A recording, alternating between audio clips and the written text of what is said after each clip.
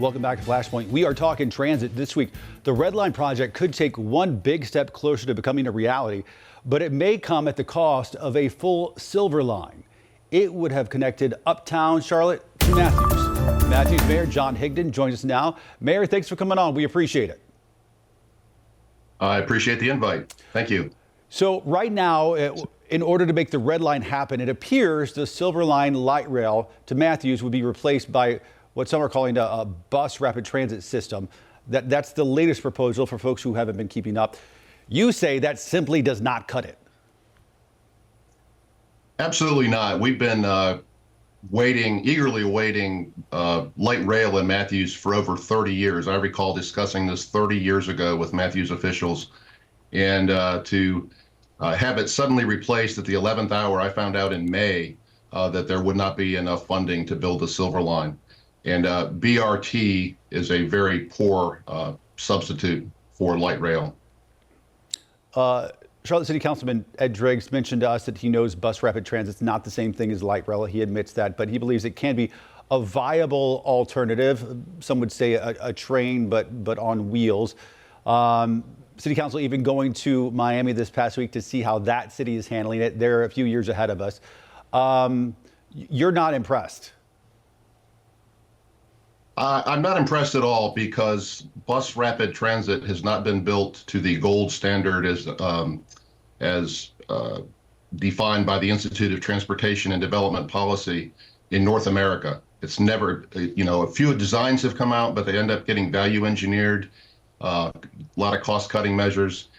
And I'm incredulous to think that Mecklenburg County is going to be the first place in the United States that's going to build BRT right. It's been built some places correctly in Europe, in China, in Colombia, but nowhere in North America. So I don't know why we think we can suddenly do it the right way here.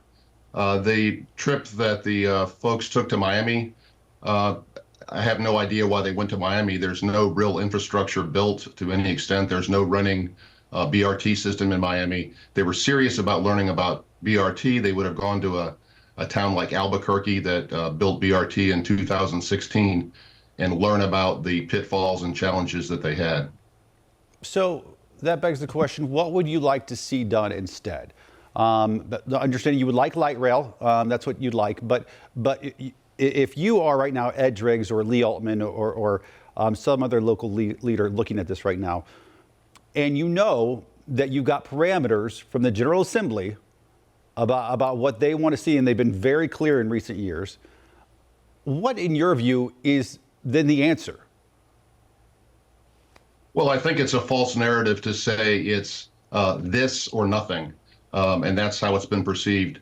My friends in Raleigh tell me that this almost certainly won't be taken up until they go back into their long session. So we have several months to perhaps tweak the ratios. This 40-40-20 for roads, transit, and buses, I don't think is set in stone. And I would like to see elected leaders have a summit and discuss those ratios and see if we can't tweak them a bit so that we could at least start building the Silver Line as light rail. Maybe it's not fully funded, but at least start it, because BRT, just as you said, will not cut it. It's not what we want in Matthews. I don't think it's what East Charlotte wants either. I'm interested in your conversations with state lawmakers, because it seems like to me, and I had this conversation with Ed Driggs, that unless y'all have buy-in from them, all of this is sort of a moot point. You're going to have them because they have to approve the whole thing anyway. Have you gotten some indication from state lawmakers that they are sympathetic to your point of view, or that they are willing to compromise on that ratio you're talking about?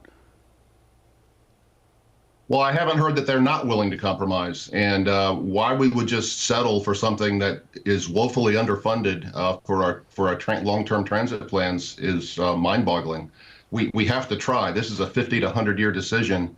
To just say this is set in stone and we have no other opportunities seems really foolish in my view. What sort of response have you gotten from Charlotte City leaders, county leaders as well? Again, I'm hearing, hey, it's this or nothing. We have to do this. This is the way it's going to be. And I'm also a little upset that some of our leaders have in various media outlets have been reporting, hey, we really haven't decided how we're going to fund other portions of our transit, and in some ways insinuating that the Silver Line might be built as light rail, and it simply will not be under any circumstances under the current funding model. There's not enough money. If we build the Red Line first, there clearly is not enough funding to build the Silver Line as light rail with a 40% allocation. So it's got to change. And we have to at least attempt to do that, to do nothing, to sit back and just accept this as our fate is, again, unacceptable. If they were to say, hey, listen, it's BRT or nothing, what is your response? I can't urge my constituents to vote for BRT. Again, I'm highly incredulous that Mecklenburg County is going to build a gold standard BRT system here. It hasn't been done in North America anywhere.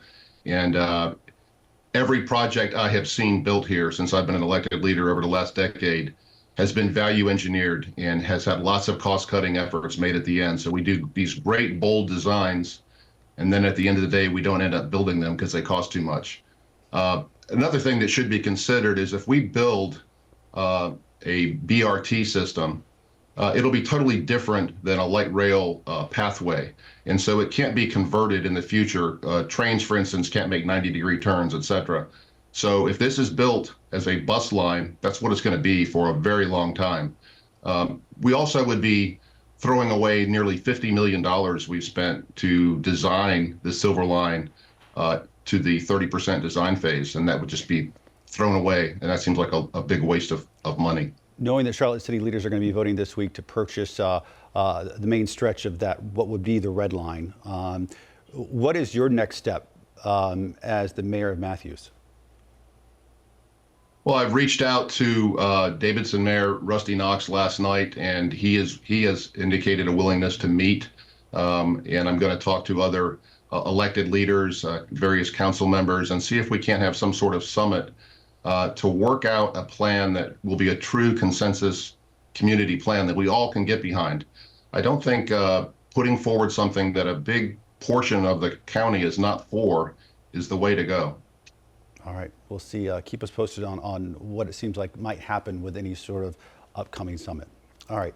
The mayor of Matthews, John Higdon. Mayor, thanks for coming on. We do appreciate it. And advocating for your constituents as well. We do appreciate it. Thank you. Up next, right here on Flashpoint, a CMPD officer suspended after an investigation into the April ambush that killed 4 officers. Our Nate Morabito uncovering new details after this.